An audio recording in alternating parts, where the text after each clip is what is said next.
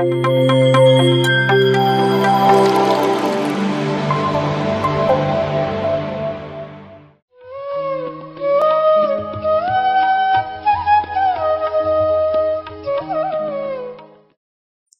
ಭಾಗವಹಿಸಿದ ಎಲ್ಲ ಧ್ಯಾನಿಗಳಿಗೂ ನಮಸ್ಕಾರ.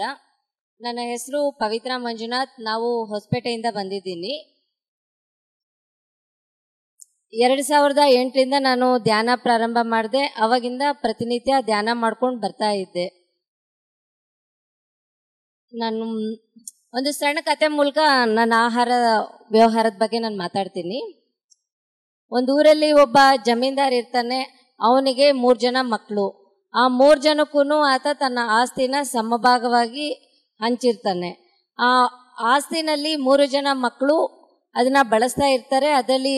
ಅದರಲ್ಲಿ ಮೊದಲೇ ಅವನ ಹೆಂಡತಿ ಅವನಿಗೆ ಏನು ಬೇಕು ಎಲ್ಲ ಪ್ರತಿಯೊಂದು ನೋಡಿದ್ದೆಲ್ಲ ಕೇಳ್ತಾ ಇರ್ತಾಳೆ. ಅವ್ರ ಗಂಡ ಆಕೆ ಕೇಳಿದ್ದನ್ನ ಪ್ರತಿಯೊಂದನ್ನ ಹೆಂಡತಿಗೆ ಕೊಡಿಸ್ತಾ ಇರ್ತಾನೆ. ಮತ್ತೆ 2ನೇ ವ್ಯಕ್ತಿ ಏನು ಮಾಡ್ತಾನೆ, ಅವನ ಹೆಂಡತಿ ಯೋಚನೆ ಮಾಡಿಬಿಟ್ಟು ಕೇಳ್ತಾ ಇರ್ತಾಳೆ. ಆವಾಗ ಆತ ಹೆಂಡತಿ ಏನಾದರೂ ಯೋಚನೆ ಮಾಡಿ ಕೇಳ್ತಾಳೆ, ಆತ ಕೇಳಿದ್ದೆಲ್ಲ ಅವನು ಕೊಡಿಸ್ತಾ ಬರ್ತಿರ್ತಾನೆ. ಇದರಲ್ಲಿ ಮತ್ತೆ 3ನೇ ಅವನ ಹೆಂಡತಿ ತನಗೇನು ಅವಶ್ಯಕತೆ ಇದೆ ಅದನ್ನಷ್ಟೇ ಆಕೆ ಕೇಳ್ತಾ ಇರ್ತಾಳೆ. ಆವಾಗ 3ನೇ ಆತನೂ ಹೆಂಡತಿ ಕೇಳಿದನ್ನ ಕೊಡಿಸ್ತಾ ಬರ್ತಿರ್ತಾನೆ. ಇದರಲ್ಲಿ ಏನಾಗುತ್ತೆ, ಒಂದ್ಸರಿ ಇದೇ ಥರ ಎಲ್ಲ ಅವರವರ ಹೆಂಡತಿಯರು ಕೇಳ್ದಂಗೆ ಕೊಡಿಸ್ತಾ ಇದ್ರೆ ಒಂದ್ಸರಿ ಊರಲ್ಲಿ ಇದೇ ಥರ ಇದ್ದಾಗ ಆ ಊರಿಗೆ ಫ್ಲಡ್ಸ್ ಬಂದು ಆ ಊರಲ್ಲಿರೋ ಎಲ್ಲ ಮನೆಗಳು ಕೊಚ್ಕೊಂಡು ಹೋಗ್ಬಿಡ್ತವೆ. ಆ ಮನೆಗಳಲ್ಲಿ ಇವ್ರು 3 ಜನದೂ ಕೊಚ್ಕೊಂಡು ಹೋಗ್ತವೆ. ಇದರಲ್ಲಿ ಮೊದಲನೇ ಆತ ಏನು ಮಾಡ್ತಾನೆ, ಹೆಂಡತಿ ಕೇಳ್ದಂಗೆಲ್ಲ ಆಕೆ ಬೇಕಾಗಿರೋದನ್ನ ಕೊಡಿಸ್ತಾ ಇರೋದ್ರಿಂದ ಅವನ ಹತ್ರ ಯಾವುದೇ ಥರದ ಹಣ ಉಳ್ದಿರಲ್ಲ. ಸೊ ಹಾಗಾಗಿ ಅವನೇನು ಮಾಡ್ತಾನೆ, ಮನೆಗಳೆಲ್ಲ ಕೊಚ್ಕೊಂಡು ಹೋದ್ಮೇಲೆ ಅವನಿಗೆ ಇರಲಿಕ್ಕೆ ಮನೆ ಇರೋದಿಲ್ಲ. ಬಟ್ ಏನಾದರೆ ಮನೆ ಉಳ್ಕೊಂಡಿರುತ್ತೆ, ಅದರಲ್ಲೇ ಅವನು ಜೀವನ ನಡೆಸ್ಕೊಂಡು ಹೋಗ್ತಿರ್ತಾನೆ. 2ನೇ ಅವನ ಹೆಂಡತಿ ಏನು ಮಾಡ್ತಾಳೆ, ಆಕೆಗೆ ಸ್ವಲ್ಪ ಯೋಚನೆ ಮಾಡಿ ಕೇಳ್ತಾ ಇರೋದ್ರಿಂದ ಅವನು ಸ್ವಲ್ಪ ದುಡ್ಡು ಉಳಿಸ್ಕೊಂಡಿರ್ತಾನೆ. ಅವನು ಎಷ್ಟು ದುಡ್ಡು ಇದೆಯೋ ಅದರಲ್ಲಿ ಅವನು ಮನೆನ ಕಟ್ಸ್ಕೊಂಡು ಬರ್ತಾನೆ. ಮತ್ತೆ 3ನೇ ಆತ ಏನು ಮಾಡ್ತಾನೆ, ಹೆಂಡತಿ ಏನಾದರೆ ಕೇಳಿದ್ರೆ ಆಕೆಗೆ ಯೋಚನೆ ಮಾಡಿ ಆಕೆ ಬೇಕಾಗಿರೋದಷ್ಟೇ ಕೇಳ್ತಿರ್ತಾರೆ. ಆಕೆ ಗಂಡ ಏನು ಮಾಡ್ತಾನೆ, ಆಕೆ ಕೇಳಿದ್ದನ್ನ ಕೊಡಿಸ್ತಾನೆ. ಕೊಡಿಸಿದ್ದಾದ್ಮೇಲೆ ಆತ ಮತ್ತೆ ದುಡ್ಡನ್ನ ಖರ್ಚು ಮಾಡಿರೋ ದುಡ್ಡನ್ನ ವ್ಯಾಪಾರ ಮಾಡ್ತಾ ಹಣನೂ ರಿಕವರಿ ಮಾಡ್ಕೊಂಡು ಬರ್ತಾ ಇರ್ತಾನೆ. ಸೊ ಹಾಗಾಗಿ 3ನೇ ಆತನ ಮನೆ ಕೊಚ್ಕೊಂಡು ಹೋದ್ಮೇಲೆ ಅವನು ವ್ಯಾಪಾರ ಮಾಡಿ ಅವನು ದುಡ್ಡನ್ನ ಗಳಿಸ್ಕೊಂಡಿರ್ತಾನೆ. ಸೊ ಅವನಿಗೆ ಬೇಕಾಗಿರೋ ಥರ ಮನೆನ ಅವನಿಗೆ ಹೆಂಗೆ ಇಷ್ಟ ಆಗುತ್ತೋ ಆ ಥರ ಅವನ ಮನೆ ಕಟ್ಟಿಸ್ಕೊತಾನೆ. ಇದರಲ್ಲಿ ಈ ಕಥೆಯಲ್ಲಿ ಸಂದೇಶ ಏನಂದ್ರೆ, ಈ 3 ಜನ ಮಕ್ಕಳು ಇರ್ತಾರಲ್ವಾ, ಅವರು 3 ಜನ ಹೆಂಡತಿರಲ್ಲಿ ಮೊದಲನೇ ಆತನ ಹೆಂಡತಿ ಮನಸ್ಸು. ನಮ್ಮ ಮನಸ್ಸು ನಮಗೆ ನೋಡಿದ್ದನ್ನ ಪ್ರತಿಯೊಂದನ್ನ ಬೇಕು ಬೇಕು ಅನ್ಸುತ್ತೆ. ಆ ಬೇಕು ಬೇಕು ಅನ್ನಿಸ್ದಾಗ ನಾವು ಆ ಮನಸ್ಸು ಹೇಳ್ದಂಗೆ ಅದು ಕೇಳ್ದಂಗೆಲ್ಲ ನಾವು ಹೋಗ್ತಾ ಇದ್ದೀವಿ ಅಂದ್ರೆ ನಮ್ಮ ಹತ್ರ ಇರುವಂತ ಹಣ ಎಲ್ಲ ಖರ್ಚಾಗ್ತಾ ಹೋಗುತ್ತೆ. ಮತ್ತೆ ಇನ್ನ ಒಂದು 2ನೇ ಆತನ ಹೆಂಡತಿ ಯಾರು ಅಂದ್ರೆ ಬುದ್ಧಿ.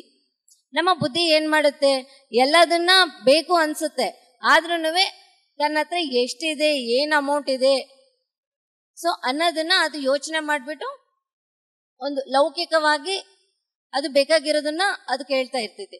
ಸೊ ಅವಾಗ ನಾವು ಎಷ್ಟು ಬೇಕು ತಗೊಂತಿರ್ತೀವಿ, ಹಾಗಾಗಿ ಅಲ್ಲಿ ಸ್ವಲ್ಪ ಅಮೌಂಟ್ ಉಳಿತೈತಿ. ಮತ್ತೆ ಇನ್ನೂ ಒಂದು 3ನೇದು ಏನಂದ್ರೆ ಆತ್ಮ. ಆತ್ಮ ಅಂದ್ರೆ ಏನು ಇಲ್ಲ, ನಮ್ಮ ಹೃದಯ.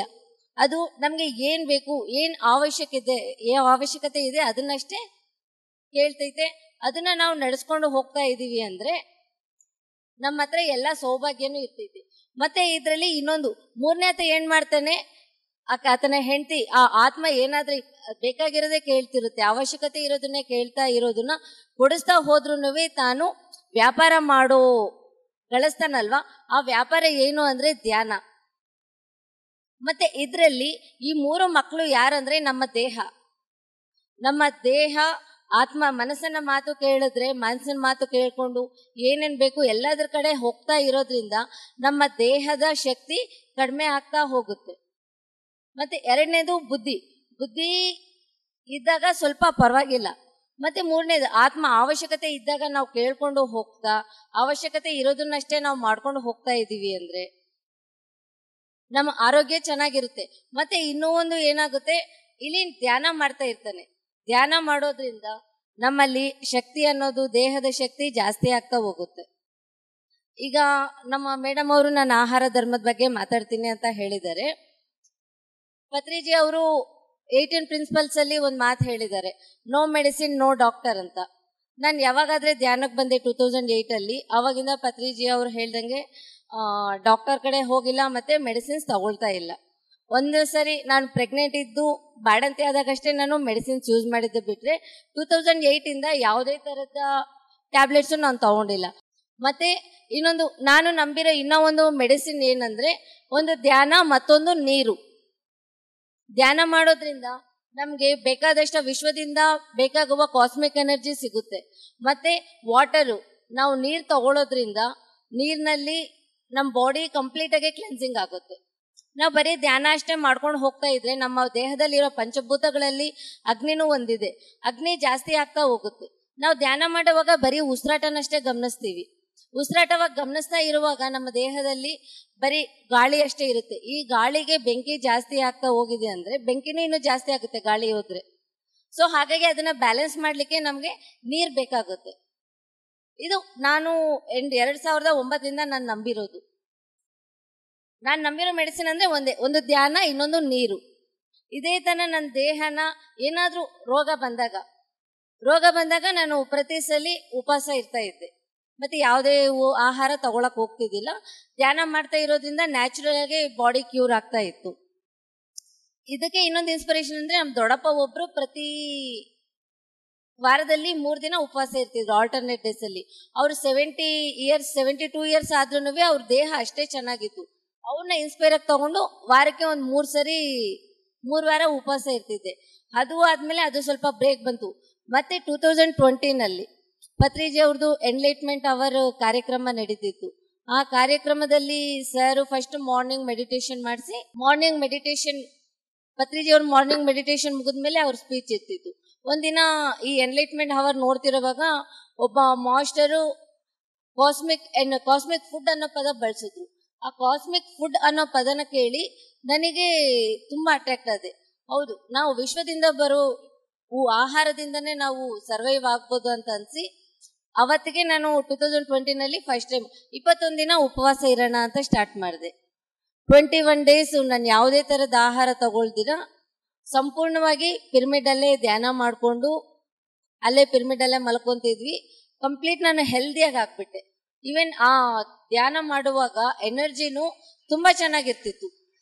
ನಮ್ಮ ದೇಹದಲ್ಲಿ ಆ ಎನರ್ಜಿ ಹೆಂಗೆ ಎಲ್ಲೆಲ್ಲಿ ನಾವು ಧ್ಯಾನ ಮಾಡುವಾಗ ಸಾಮಾನ್ಯವಾಗಿ ಫಸ್ಟ್ ಹೇಳೋದೆ ಬ್ರಹ್ಮರಂಧ್ರದಿಂದ ಕಾಸ್ಮಿಕ್ ಎನರ್ಜಿ ಹೋಗುತ್ತೆ ಅಂತ ನಾವು ಕೇಳಿದೀವಿ. ಆದ್ರೆ ಅವಾಗ 21 ದಿನ ಉಪವಾಸ ಇದ್ದು ಪಿರಮಿಡ್ ಅಲ್ಲಿ ಧ್ಯಾನ ಮಾಡ್ಲಿಕ್ಕೆ ಕೂತ್ಕೊಂಡಿದ್ದೆ. ಬರೀ ಬ್ರಹ್ಮರಂಧ್ರ ಅಲ್ಲೇ ಅಷ್ಟೇ ಅಲ್ಲ, ದೇಹ ಪೂರ್ತಿ ಕಾಸ್ಮಿಕ್ ಎನರ್ಜಿ ರಿಸೀವ್ ಆಗ್ಲಿಕ್ಕೆ ಸ್ಟಾರ್ಟ್ ಆಯ್ತು. ಅದು ನನ್ನ ಉಪವಾಸದ ಫಸ್ಟ್ ಎಕ್ಸ್ಪೀರಿಯನ್ಸ್. ಮತ್ತೆ ಅದಾದ್ಮೇಲೆ 2020ಇಂದ ಎವ್ರಿ ಬರ್ಡೇಗೂ ಏನಾದ್ರೂ ಒಂದು ಡೆಸಿಷನ್ ತಗೊಂತಿದ್ದೆ ನಾನು. ನನ್ನ ಆ ಒಂದು ಲೈಫ್ ಗೋಲ್ ಅಂತ ಆಗ್ಲಿ ಯಾವುದೇ ಆಗ್ಲಿ, ಈ ವರ್ಷ ನಾನು ಈ ಕೆಲಸ ಮಾಡಬೇಕು ಅನ್ನೋದು ಡೆಸಿಷನ್ ತಗೊಂಡ್ಬಿಟ್ಟು 2021ನಲ್ಲಿ ಮತ್ತೆ 41 ಡೇಸ್ ಉಪವಾಸ ಇರಬೇಕು ಅನ್ಕೊಂಡೆ. ಅವಾಗ 41 ಡೇಸ್ ನಾನು ಉಪವಾಸ ಇದ್ದೆ. ಆ ಟೈಮಲ್ಲಿ ಏನಾಯ್ತು ಅಂದ್ರೆ, ಕಂಪ್ಲೀಟ್ ಆಗಿ ವಾಟರ್ ತಗೊಂಡೇ 41 ಡೇಸ್ ಮುಗಿಸಿದ್ದೀನಿ. ಎಕ್ಸಾಕ್ಟ್ ಆಗಿ 41 ಡೇ ನೈಟ್ ಹೋಗ್ಬಿಟ್ಟು ಹೋಟ್ಲಲ್ಲಿ ಚೆನ್ನಾಗಿ ಊಟ ಮಾಡ್ಬಿಟ್ಟೆ. ಸೊ ಅದ್ರ ಇಂಪ್ಯಾಕ್ಟ್ ಎಷ್ಟಾಯ್ತು ಅಂದ್ರೆ, ಒಂದು ದಿನ ಊಟ ಮಾಡಿದ ಹೆವಿ ಫುಡ್ ತಗೊಂಡಾಗ ನಿಯರ್ಲಿ ಒಂದು 2 ಮಂತ್ಸ್ ಕಂಪ್ಲೀಟ್ ಆಗಿ ಸಿಕ್ಕಾಕ್ಬಿಟ್ಟೆ. ಕಾನ್ಸ್ಟಿಪೇಷನ್ ಪ್ರಾಬ್ಲಮ್ ಜಾಸ್ತಿ ಆಗೋಯ್ತು. ಸೊ ಹಾಗಾಗಿ ಮತ್ತೆ ಅವಾಗಿಂದ ಒಂದು ಸಿಸ್ಟಮ್ಯಾಟಿಕ್ ಆಗಿ ಉಪವಾಸ ಸ್ಟಾರ್ಟ್ ಮಾಡಬೇಕು ಅಂತ ಅನ್ಕೊಂಡೆ. ಇದೇ ತರ ಒಬ್ರು ನ್ಯಾಚುರೋಪತಿ ಡಾಕ್ಟರ್ ನನಗೆ ಸಜೆಸ್ಟ್ ಮಾಡಿದ್ರು, ಡೈರೆಕ್ಟ್ ಆಗಿ ನಾವು ಲಿಕ್ವಿಡ್ಗೆ ಹೋಗ್ಬಾರ್ದು, ಫಸ್ಟ್ ರಾ ಫುಡ್ ತಗೊಂಡು ಮತ್ತೆ ಇದು ಇನ್ನೊಂದೇನು ಫ್ರೂಟ್ಸ್ ತಗೋಬೇಕು, ಅದಾದ್ಮೇಲೆ ನಾವು ಲಿಕ್ವಿಡ್ ಬರ್ಬೇಕು ಅಂದ್ರು. ಮತ್ತೆ ಉಪವಾಸ ಬಿಡುವಾಗ್ಲೂ ರಾ ಫ್ರೂಟ್ಸು ಮತ್ತೆ ರಾ ಫುಡ್ ತಗೊಂಡು ಮತ್ತೆ ಫುಡ್ಗೆ ಬರ್ಬೇಕಂದಿದ್ರು. ಇದನ್ನ ನಾನು 22ನಲ್ಲಿ ಮತ್ತೆ 23ನಲ್ಲಿ ಫಾಲೋ ಮಾಡಿದ್ದೆ. ಇದೇ ತರ 24ಅಲ್ಲಿ ಲಾಸ್ಟ್ ಮೊನ್ನೆ ಇನ್ನೊಂದ್ಸರಿ 41 ಡೇಸ್ ಲಿಕ್ವಿಡ್ ಸ್ಟಾರ್ಟ್ ಮಾಡಿದ್ದೆ. ಅವಾಗ ಸರಿ, ಈಗ ಡಾಕ್ಟರ್ಸ್ ಎಲ್ಲರೂ ಹೇಳ್ತಿದ್ದಾರೆ ಅಂದ್ರೆ ಒಂದು ಸಿಸ್ಟಮ್ಯಾಟಿಕ್ ಆಗಿ ಬರಬೇಕು ಅಂತ. ನನಗೆ ಪತ್ರಿ ಸರ್ ಒಂದು ವಿಡಿಯೋನಲ್ಲಿ ಹೇಳಿದ್ದಾರೆ, ನಮ್ಮ ದೇಹಕ್ಕೆ ನಾವೇ ಡಾಕ್ಟರು, ಬೇರೆ ಯಾರು ಡಾಕ್ಟರ್ಸ್ ಅಲ್ಲ ಅಂತ. ನಮ್ಮ ಆರೋಗ್ಯ ನಮ್ಮ ಕೈಯಲ್ಲೇ ಇದೆ. ನಮ್ಮ ರೋಗದ ಬಗ್ಗೆ ಆಗಲಿ, ನಮ್ಮ ದೇಹದ ಬಗ್ಗೆ ಆಗಲಿ ಬೇರೆ ಯಾರೂ ಹೇಳಲ್ಲ, ನಮಗೆ ನಾವೇ ಡಾಕ್ಟರ್ ಅಂತ ಹೇಳಿದ್ರು. ಅವಾಗ ನಾನು ಮತ್ತೆ ಇನ್ನೊಂದು ಎಕ್ಸ್ಪೆರಿಮೆಂಟ್ ಮಾಡೋಣ ಅಂತ ಸ್ಟಾರ್ಟ್ ಮಾಡಿದೆ. ಮೊನ್ನೆ 41 days ಲಿಕ್ವಿಡ್ ಕಂಪ್ಲೀಟ್ ಆದಮೇಲೆ ನಾನು ಯಾವ ರಾ ಫುಡ್ ತಗೊಳ್ಳಿಲ್ಲ, ಫ್ರೂಟ್ಸು ತಗೊಳ್ಳಿಲ್ಲ. ಡೈರೆಕ್ಟಾಗಿ ಫುಡ್ಗೆ ಬಂದೆ. ಆದರೆ ಡೈಲಿ 1 time ಫುಡ್ ತಗೊತಿದ್ದೆ, ಅಂದರೆ ಲಿಮಿಟೆಡ್ ಫುಡ್. ಒಂದೇ ಟೈಮ್ ತಗೊತಿದ್ದೆ, ಅದು ಸ್ವಲ್ಪನೇ ತಗೊತಿದ್ದೆ. ಹಾಗಾಗಿ ನಾನು ಯಾವ ರಾಗಿ ಆಗಲಿ ಫ್ರೂಟ್ಸ್ಗೆ ಬರ್ದಿರೋ ಇದ್ರೂ ಹೆಲ್ತು ಚೆನ್ನಾಗಿತ್ತು. ಬಟ್ ಆ ಟೈಮಲ್ಲಿ ನಾವು ರಿಸೀವ್ ಮಾಡ್ಕೊಳ್ಳುವಂಥ ಕಾಸ್ಮಿಕ್ ಎನರ್ಜಿ ಇದೆಯಲ್ವಾ, ತುಂಬ ಅದ್ಭುತವಾಗಿರ್ತೈತೆ. ಇದೇನಂದರೆ ನಾವು ಹೇಳಿ ಕೇಳಿದ್ರೆ ಚೆನ್ನಾಗಿರುತ್ತೆ, ಆದರೆ ಅದನ್ನು ನಾವು ಅನುಭವಿಸಿದಾಗ ತುಂಬ ಚೆನ್ನಾಗಿರುತ್ತೆ. ಹೇಗಂದರೆ ಮೈಸೂರು ಪಾಕು ತಿಂದರೆ ಚೆನ್ನಾಗಿರುತ್ತೆ, ಮೈಸೂರು ಪಾಕು ಸ್ವೀಟಾಗಿರುತ್ತೆ ಅನ್ನೋ ಪದ ಕೇಳಿದ್ರೆ ಚೆನ್ನಾಗಿರುತ್ತೆ, ಆದರೆ ಅದನ್ನು ನೋಡಿದಾಗ ಒಂದು ತೃಪ್ತಿ ಸಿಗುತ್ತೆ. ಬಟ್ ನಿಜವಾಗ್ಲೂ ಅದನ್ನು ತಗೊಂಡು ನಾವು ತಿಂದಾಗಷ್ಟೇ ಅದ್ರ ರುಚಿ ಆಗಲಿ ಪ್ರತಿಯೊಂದು ಸಿಗೋದು. ನಾವು ಏನಾದರೂ ಎಕ್ಸ್ಪೆರಿಮೆಂಟ್ ಮಾಡಬೇಕು ಅಂದರೆ ಓನಾಗೆ ನಾವು ಮಾಡ್ಕೊಂಡು ಹೋಗಬೇಕು, ಕೇಳಿ ಸುಮ್ಮನೆ ಹಾಕ್ಬಾರ್ದು. ಮತ್ತು ಇದು ಆಹಾರದ ಬಗ್ಗೆ ಮಂಜುನಾಥ್ ಅವರು ಒಂದು ಅಕ್ಕಮಹಾದೇವಿ ವಚನ ಮೂಲಕ ಆಹಾರದ ಹೇಳ್ತಾರೆ. ಮೇಡಮ್ ಅವರ ಉಪವಾಸ ಅನುಭವ ಕೇಳಿದ್ರಲ್ಲ, ಇವಾಗ 70ನೇ ದಿವಸ.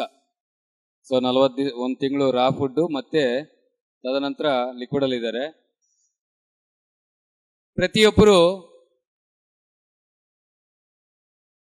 ಆಹಾರದ ಬಗ್ಗೆ, ಯಾಕಂದ್ರೆ ನಮ್ಮ ಧ್ಯಾನ ಸಹಜವಾಗಿ ಆಳವಾಗಿ ಗಾಢವಾಗಿ ಧ್ಯಾನ ಸ್ಥಿತಿಗೆ ಹೋಗಬೇಕು ಅಂದ್ರೆ ನಮ್ಮ ಆಹಾರ ವ್ಯವಹಾರ ವೆರಿ ವೆರಿ ಇಂಪಾರ್ಟೆಂಟ್. ಆಹಾರ ಮತ್ತು ವ್ಯವಹಾರ ಇದನ್ನ 12ನೇ ಶತಮಾನದಲ್ಲಿ ಶಿವಶರಣರ ಬಳಗದಲ್ಲಿರುವಂತ ಅಕ್ಕಮಹಾದೇವಿ ಬರೆದಿರುವಂತ ವಚನ ಇದು. ಈ ವಚನವನ್ನ ಕೇಳಿ ದಯವಿಟ್ಟು. 12ನೇ ಶತಮಾನದಲ್ಲಿ ಅಕ್ಕಮಹಾದೇವಿ ಬರೆದಿರೋ ವಚನ. ಆಹಾರದಿಂ ವ್ಯಾಧಿ ಅಪ್ಪಿ ಬಲಿಯುವುದೆಯ.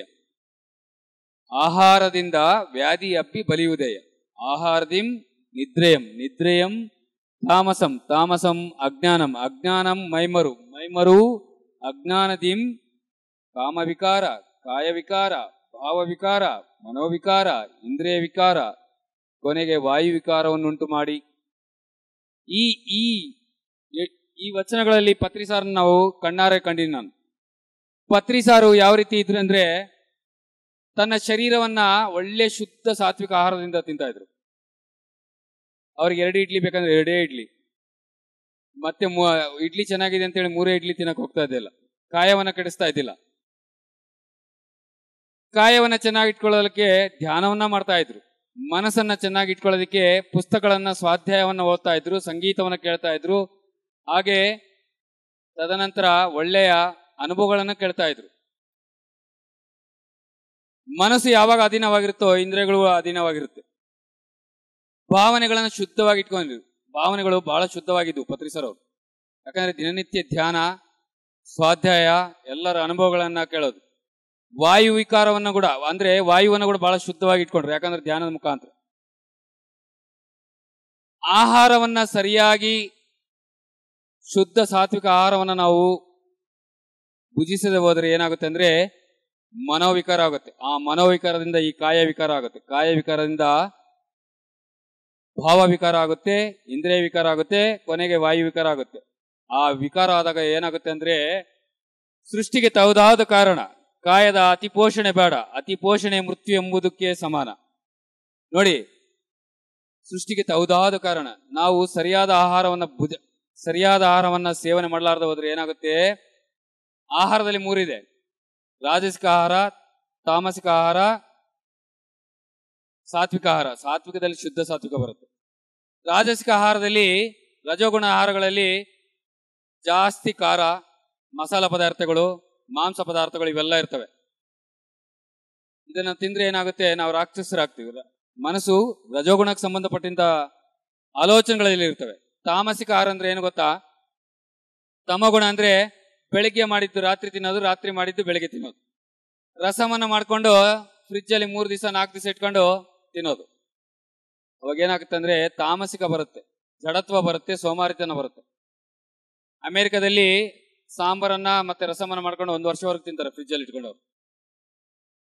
ಸೊ ನಮ್ಮ ಆಹಾರ ಹೇಗಿರ್ಬೇಕು ಅಂದ್ರೆ ಶುದ್ಧ ಸಾತ್ವಿಕವಾಗಿ ಪತ್ರಿಸರ ಹತ್ರ ನಾವು, ಯಾಕಂದ್ರೆ ನಾನು ಪತ್ರಿಸಾರ್ ಹತ್ರ ಪ್ರಯಾಣದಲ್ಲಿ ನಾನು 12 ವರ್ಷ ಅನ್ನದಾನ ಸೆಕ್ಷನ್ ಅಲ್ಲೇ ಇದ್ದಿದ್ದು ಪತ್ರಿಸಾರ್ ಹತ್ರ. ನನಗೆ ಪತ್ರಿಸಾರ್ ಹತ್ರ ಏನ್ ಕಲ್ಕೊಂಡಿನಿ ಅಂದ್ರೆ ಆಹಾರ ನಿಯಮವನ್ನ, ಆಹಾರ ಪದ್ಧತಿಯನ್ನು ಕಲ್ತಿರೋದು. ನಾವು ರಾತ್ರಿ ಇದ್ದಿದ್ದು ಬೆಳಿಗ್ಗೆ ತಿಂದ್ರೆ ಏನಾಗುತ್ತೆ ಅಂದ್ರೆ ತಾಮಸ ಬರುತ್ತೆ. ಸಾತ್ವಿಕ ಆಹಾರ ಆಗಿಂದಾಗೆ ಬಿಸಿ ಬಿಸಿಯಾಗಿ ಮಾಡ್ಕೋಬೇಕು. ಆಗಿಂದಾಗೆ ಬಿಸಿ ಬಿಸಿ ಅನ್ನವನ್ನ ಮಾಡ್ಕೊಂಡು ತಿನ್ಬೇಕು. ಆ ಆಹಾರದಲ್ಲಿ ಶುದ್ಧ ಸಾತ್ವಿಕ ಆಹಾರ ಬರುತ್ತೆ. ಸಾತ್ವಿಕ ಆಹಾರದಲ್ಲಿ ಬಹಳ ಜನ ಬೆಳ್ಳುಳ್ಳಿ ಯೂಸ್ ಮಾಡ್ತಾರೆ. ಬೆಳ್ಳುಳ್ಳಿನೂ ರಾಜಸಿಕ ತಾಮಸಿಕ ಇರುತ್ತೆ. ಅದಕ್ಕೆ ಪತ್ರಿಸಾರ್ ಅವರು 98ರಿಂದ 99ರಿಂದ ನೋ ಬೆಳ್ಳುಳ್ಳಿ ಅಂತ ಹೇಳಿದ್ದಾರೆ. ಅದನ್ನ ಯಾರು ಅದನ್ನ ಪಾಲನೆ ಮಾಡ್ತಾ ಇಲ್ಲ. ದಯವಿಟ್ಟು ಅದು ಬಹಳ ಏನಾಗುತ್ತೆ ಅಂದ್ರೆ ಬೆಳ್ಳುಳ್ಳಿ ತಿನ್ನೋದ್ರಿಂದ ಏನಾಗುತ್ತೆ ಅಂದ್ರೆ ಶಾಕಾಹಾರಿನೂ ಕೂಡ ಮಾಂಸಾಹಾರಿ ಮಾಡುತ್ತೆ. ಶಾಕಾಹಾರಿನೂ ಕೂಡ ಮಾಂಸಾಹಾರಿ ಮಾಡುತ್ತೆ. ಅದರಲ್ಲಿ ಅಷ್ಟು ರಾಜಸಿಕ ಗುಣಗಳು ಇರುತ್ತೆ. ಸಾತ್ವಿಕದಲ್ಲಿ ಶುದ್ಧ ಸಾತ್ವಿಕ ಅಂದ್ರೆ ಹಣ್ಣು ಹಂಪಲ ತರಕಾರಿ ಜಾಸ್ತಿ ತಿನ್ಬೇಕು. ಪತ್ರಿ ಸಾರ್ ಜೊತೆಗೆ ಪ್ರಯಾಣ ಮಾಡಿದವರಲ್ಲಿ ಯಾರಾದ್ರೂ ಇದ್ರೆ ಸಾರಿನ ಆಹಾರ ಗೊತ್ತಾಗುತ್ತೆ. ಯಾಕಂದ್ರೆ ಅವ್ರು ಮಸಾಲಾ ಪದಾರ್ಥ ಆಗ್ತಿದ್ದಿಲ್ಲ, ಆನಿಯನ್ ಆಗ್ತಾ ಇದ್ದಿಲ್ಲ, ಹುಣಸೆಹಣ್ಣು ಆಗ್ತಿದ್ದಿಲ್ಲ, ಹಸಿಮೆಣಸಿನ್ಕಾಯಿನೂ ಆಗ್ತಿದ್ದಿಲ್ಲ. ಶುದ್ಧ ಸಾತ್ವಿಕ ಆಹಾರ. ಸ್ವಲ್ಪ ಸಾಸಿವೆ, ಜೀರಿಗೆ, ಕರಿವೇಪಾಕು, ಇಂಗು, ಓಕೆ, ಆಮೇಲೆ ಕಾಯಿಪಲ್ಯಗಳನ್ನ ಹಾಕೊಂಡು ಬೇಯಿಸ್ಕೊಂಡು ತಿಂತಾ ಇದ್ರು. ಜಾಸ್ತಿ ಕಾಯಿಪಲ್ಯನ. ಓಕೆ, ಆಹಾರದಲ್ಲಿ ಏನಾಗುತ್ತೆ ಅಂದ್ರೆ ಸೃಷ್ಟಿಗೆ ತೌದಾದ ಕಾರಣ ಕಾಯ್ದ ಅತಿ ಪೋಷಣೆ ಬೇಡ. ಅತಿ ಪೋಷಣೆ ಎಂಬುದು ಮೃತ್ಯುಗೆ ಸಮಾನ. ಆದ್ದರಿಂದ ಜಪ ತಪ ಧ್ಯಾನ ಧಾರಣೆ, ಜಪ ತಪ ಧ್ಯಾನ ಧಾರಣೆ ಸೂಕ್ಷ್ಮದಿಂ ತನು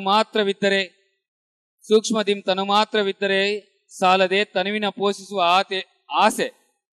ನೋಡಿ, ಈ ಸೂಕ್ಷ್ಮದಿಂ ತನು, ಈ ಶರೀರವನ್ನ ಸೂಕ್ಷ್ಮವಾಗಿ ಕಾಪಾಡ್ಕೋಬೇಕಂದ್ರೆ ಜಪ ಇರಬೇಕು, ತಪ ಇರಬೇಕು, ತಪಸ್ಸು ಮಾಡ್ಬೇಕು, ಪಾರ್ವತಿ ದೇವಿ ತರ. ಧ್ಯಾನ ಇರಬೇಕು, ಧಾರಣೆನೂ ಇರಬೇಕು. ಯಾಕಂದ್ರೆ ಈ ಸೂಕ್ಷ್ಮವಾದ ತನುವನ್ನು ಉಳಿಸ್ಕೋಬೇಕು. ಸೂಕ್ಷ್ಮದಿಂ ತನು ಮಾತ್ರವಿದ್ದರೆ ಸಾಲದೆ ತನುವಿನ ಪೋಷಿಸುವ ಆಸೆ ಯತಿತತ್ವಕ್ಕೆ ವಿಘ್ನವೆಂದುದು. ನೋಡಿ, ಸೂಕ್ಷ್ಮವಾಗಿ ಈ ಶರೀರವನ್ನು ಸೂಕ್ಷ್ಮವಾಗಿ ಪೋಷಣೆ ಮಾಡ್ಬೇಕು. ಇಲ್ಲಾಂದ್ರೆ ಯತಿತತ್ವಕ್ಕೆ ವಿಘ್ನ ಉಂಟಾಗುತ್ತೆ. ಆದ್ದರಿಂದ ತನು ಪೋಷಣೆಯಿಂದ ತಾಮಸ ಹೆಚ್ಚಿ ಅಜ್ಞಾನದಿಂ ವಿರಕ್ತಿ ಹಾನಿ, ಅರಿವು ನಷ್ಟ, ಪರವು ದೂರ. ನಿರಕೆ ನಿಲ್ಲವಿಲ್ಲದೆ ಕಾರಣ ಚನ್ನಮಲ್ಲಿಕಾರ್ಜುನನ್ನು ಒಲಿಸಲು ಬಂದ ಈ ಕಾಯವನ್ನ ಉಳಿಸಿಕೊಳ್ಳಿರಯ್ಯ. ನೋಡಿ ಎಷ್ಟು ನೀಟಾಗಿ ಹೇಳಿದಾಳೆ ಅಕ್ಕಮಹಾದೇವಿ 12ನೇ ಶತಮಾನದಲ್ಲಿ ಆಹಾರದ ಬಗ್ಗೆ. ಆಹಾರವನ್ನು ಜಾಸ್ತಿ ತಿಂದ್ರೆ ಏನಾಗುತ್ತೆ ಅಂದ್ರೆ ನಮಗೆ ತಾಮಸ ಹೆಚ್ಚಿ ಅಜ್ಞಾನ ಬರುತ್ತೆ. ಅಜ್ಞಾನದಿಂದ ವಿರಕ್ತಿ ಹಾನಿ ಆಗುತ್ತೆ. ವಿರಕ್ತಿ ಹಾನಿಯಿಂದ ಅರಿವು ಅಂದ್ರೆ ಪ್ರಜ್ಞೆ, ನಮ್ಮ ಗಮನ ಕಡಿಮೆ ಆಗ್ತಾ ಹೋಗುತ್ತೆ, ನಷ್ಟ ಆಗುತ್ತೆ. ಅದರಿಂದ ಏನಾಗುತ್ತೆ, ಪರಕ್ಕೆ ದೂರ ಅಂದ್ರೆ ಪರಮಾತ್ಮನ ತತ್ವಕ್ಕೆ ನಾವು ದೂರ ಆಗ್ತಾ ಹೋಗ್ತೀವಿ. ರಾಕ್ಷಸರ ತಾಮಸಿಕ ಗುಣದಲ್ಲಿ ಕುಂಭಕರ್ಣನ ತರ ಹೋಗ್ತೀವಿ. ಹತ್ರ ಆಗುತ್ತೆ, ಪರಮಾತ್ಮನ ತತ್ವಕ್ಕೆ ದೂರ ಆಗ್ತೀವಿ ನಾವು.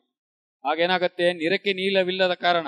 ಸೊ ಲಾಸ್ಟಿಗೆ ನಮಗೆ ಸ್ಥಾನನೂ ಇರಲ್ಲ. ಆದ್ದರಿಂದ ಚನ್ನಮಲ್ಲಿಕಾರ್ಜುನ ಒಲಿಸಲು ಬಂದ ಈ ಕಾಯವನ್ನು ಉಳಿಸಿಕೊಳ್ಳಿರೆ. ಸೊ ನೀವು ಧ್ಯಾನದಲ್ಲಿ ಬಂದಿದ್ದೀರಾ. ಈ ಧ್ಯಾನದಲ್ಲಿ ಆತ್ಮ ಸಾಕ್ಷಾತ್ಕಾರ ಆಗ್ಬೇಕಂದ್ರೆ ಆಹಾರ ಪಾಲನೆ ಮಾಡಲೇಬೇಕು. ಪತ್ರಿಸಾರ್ ಹತ್ರ ನಾನು ಕಲ್ತಿದ್ದು 15 ವರ್ಷ ಅದನ್ನೇ. ನಿನ್ನೆ ನಮ್ಮ ಚನ್ನಬಸವ ಹೇಳ್ದ, ನಿನ್ ಕೈನಿಂದ ಏನಾದ್ರು ತಿನ್ಬೇಕು ಮನೆಯಲ್ಲಿ ಅಂತೇಳಿ. ರಾತ್ರಿ 11 ಗಂಟೆಗೆ ಹೋಗಿ ಶುದ್ಧ ಆಲೂಗಡ್ಡೆ ಪತ್ರಿಸಾರ್ ಸ್ಟೈಲ್ ಮಾಡ್ಕೊಟ್ಟಿನಿ, ಹೀರೆಕಾಯಿ ಎಲ್ಲ ತಿಂದಿದ್ದು ರಾತ್ರಿ 11:15 ನಾವು. ಆದ್ರೆ ಬೆಳಿಗ್ಗೆ ಎದ್ದಿದ್ದು ನಾವು 4 ಗಂಟೆಗೆಲ್ಲ. ಸೊ ಆಹಾರ ನಾವು ತಿಂದ್ರೆ ಬೇಗ 1 ತಾಸಲ್ಲೇ ಜೀರ್ಣ ಆಗ್ಬೇಕು. ನಮ್ಮ ಇಡೀ ಅನಂತವಾದ ಧ್ಯಾನ ಶಕ್ತಿ, ಪ್ರಾಣಶಕ್ತಿ, ವಿಶ್ವಶಕ್ತಿ ಅದನ್ನ ಕರಗಿಸಬಾರ್ದು. ಸೊ ಆದ್ದರಿಂದ ದಯವಿಟ್ಟು ಧ್ಯಾನ, ಸ್ವಾಧ್ಯಾಯ, ಸಜ್ಜನ ಸಾಂಗತ್ಯದೊಂದಿಗೆ ಆಹಾರವನ್ನ ಪ್ರತಿಯೊಬ್ಬರು ಶುದ್ಧ ಸಾತ್ವಿಕ ಹಣ್ಣು ಹಂಪಲ ತರಕಾರಿ. ಮಧ್ವ ಬ್ರಾಹ್ಮಿಣ್ಸ್ ಎಲ್ಲರಿಗೂ ಗೊತ್ತಿರುತ್ತೆ ಅವ್ರ ಆಹಾರ ಯಾವ ರೀತಿ ಇರುತ್ತಂತ. ಜೈನರ ಆಹಾರ ಯಾವ ರೀತಿ ಇರುತ್ತೆ ಅಂತ ಗೊತ್ತು. ಜೈನರು ನೋಡಿದೀರಾ, 80 ವರ್ಷ ಆದ್ರೂ ಚೆನ್ನಾಗಿರ್ತಾರೆ, ಗಟ್ಟಿಮುಟ್ಟಾಗಿರ್ತಾರೆ, ಶ್ರಾವಣ ಬೆಳಗೊಳವನ್ನ ಇರ್ತಾರೆ. ನಾವು ಇರಕ್ಕಾಗಲ್ಲ. ಸೊ ಆದ್ದರಿಂದ ನಮ್ಮ ಶಕ್ತಿಯನ್ನ ಕೇವಲ ನಮ್ಮ ಆಹಾರಕ್ಕೆ ಖರ್ಚು ಮಾಡಬೇಡ್ರಿ. ನಮ್ಮ ಆತ್ಮಕ್ಕೆ ಆ ಶಕ್ತಿಯನ್ನ ಸಂಗ್ರಹಣೆ ಮಾಡ್ಕೊಳ್ಳಿ ಅಂತ ಹೇಳ್ತಾ ಈ ಅವಕಾಶವನ್ನು ಕೊಟ್ಟಂತ ಮೈಸೂರು PSSM ಅವರಿಗೂ ಹಾಗೂ ಆರ್ಗನೈಸರ್ಗಳಿಗೂ ಹಾಗೂ ಮತ್ತು ನಿಮ್ಮೆಲ್ಲರಿಗೂ thank you. PMC Kannada channel ಅನ್ನು ಲೈಕ್ ಮಾಡಿ, ಶೇರ್ ಮಾಡಿ, ಸಬ್ಸ್ಕ್ರೈಬ್ ಮಾಡಿ ಮತ್ತು ಮಾಡಿಸಿ. ಎಲ್ಲರಿಗೂ ಧನ್ಯವಾದಗಳು.